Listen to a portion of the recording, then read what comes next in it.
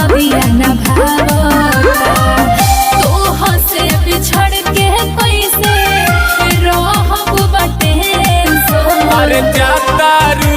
त जाए जान नजरवा जनियई हो दिलवा के काराल बयो परे जातारू त जाए जान नजरवा जनियई हो दिलवा के काराल बयो परे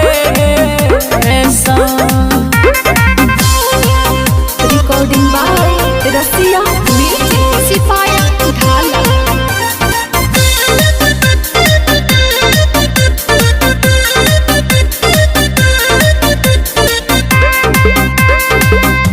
कोई से भुलाएब तोहसे मिलल वो रात में भोर हो जात रहे प्यार वाला बात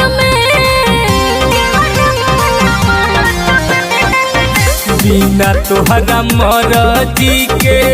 कुछ नहीं होता रहिए के तू ही खास देता धोखा हम नहीं होई सोना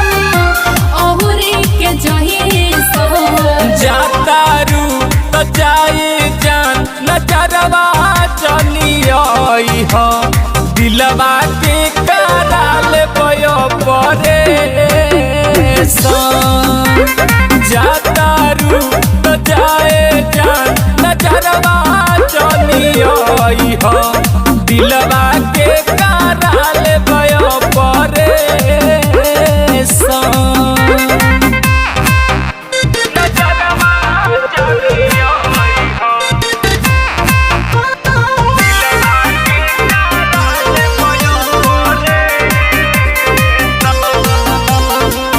रही दिल लगी तोहसे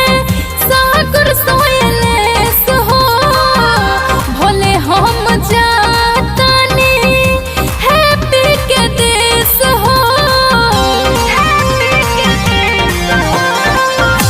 देतानी दुआ खुश